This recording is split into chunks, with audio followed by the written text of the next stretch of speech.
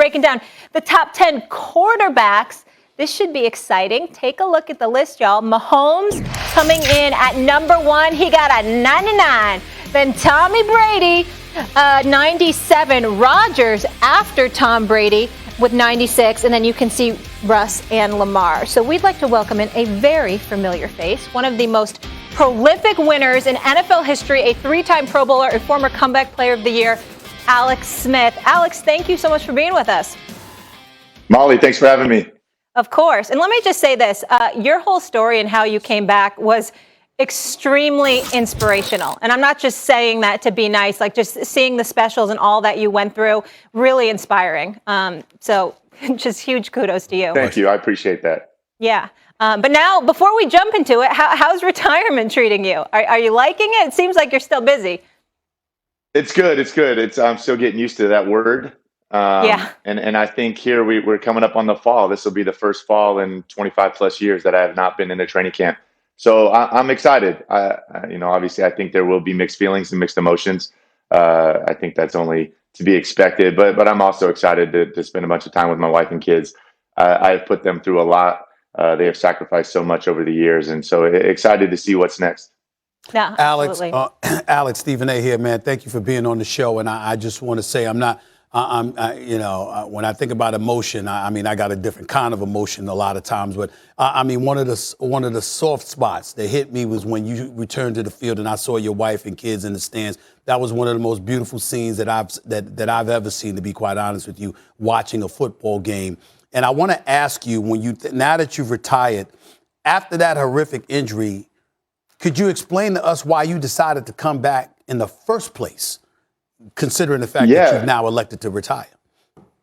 Absolutely. I think it's because, for me, the last 6 months here since the season's ended, I honestly feel like I have zero limitations. I don't think there's anything out there mentally for me and physically that I can't go attempt to try and do. I have to adapt. I'm going to have to adapt the rest of my life because of what happened to me. But I don't feel like I have any mental limitations. And that's an amazing feeling because throughout my recovery process, Stephen, I built up a lot of walls about the things I would never be able to do again, about the things that I had lost forever.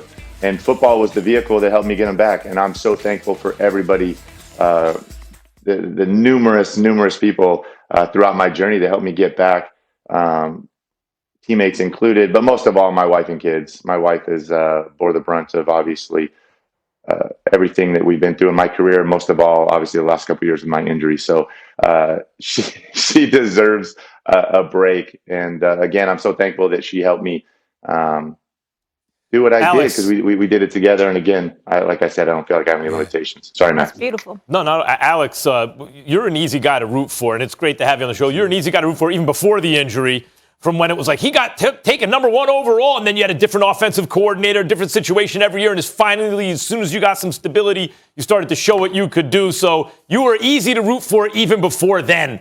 I want to get to the Madden stuff, though. These ratings. Let's start with the guy who held the clipboard and learned under you, and that's Patrick Mahomes, who's a 99. I get it.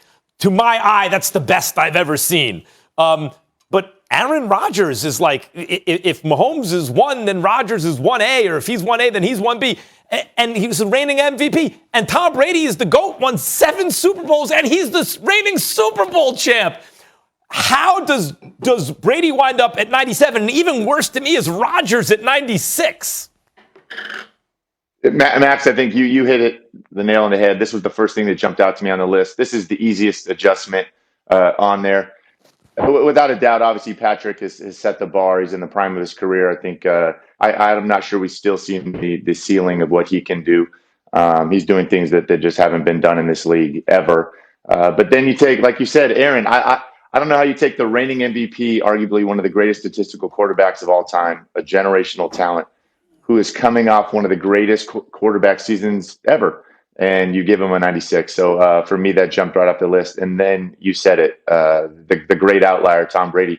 He's won more Super Bowls than any NFL franchise. I mean, by himself. I mean, this is going on 7. I understand that he's turning 44 this year. I still think we can't put him in a box. I mean, he's continued, I think, to defy the aging process, and every year I think this is the year he's gonna decline, and he continues to obviously contradict that. So those three, I don't know how you would put one ahead of the other. In my mind, they're all 99s. When I watch these quarterbacks play, particularly in this day and age, Alex, I think about Drew Brees and how exceptional he looked before he retired. I think about Tom Brady, how exceptional he continues to look. But it also feels like guys like that are basically holding, they've got the folks that look at traditional quarterbacks and are holding on to them for dear life, because Lamar Jackson is not traditional, not with his running ability. Patrick Mahomes is not traditional because we see all the things that he could do with his feet. He was running for his life. They said he ran for about 400 yards in the Super Bowl. They were scrambling for his life against Tampa. We know that Aaron Rodgers, as beautiful of a passer as he is, he can scramble with the football as well. When you look at the quarterback position in today's day and age, do you see that the ability to be mobile is just a plus, or is it an absolute necessity and a requirement to succeed in the NFL in this day and age, obviously with the exception of the Tom Brady's of the world? Yeah, I mean, I don't think it's a requirement. I think we've seen progress in the position. I think we've seen progress in the NFL.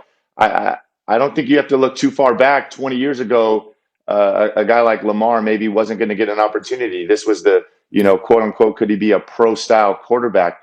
I think that has come and gone, and thank God. I think we're seeing guys playing the position that have tool sets that are vast, and we're seeing offenses and coaches that are putting them to use. And I think it's amazing to see in the NFL, to see that progress. I think quarterback position was kind of the last bastion, really hold out a little bit of that kind of archaic mentality.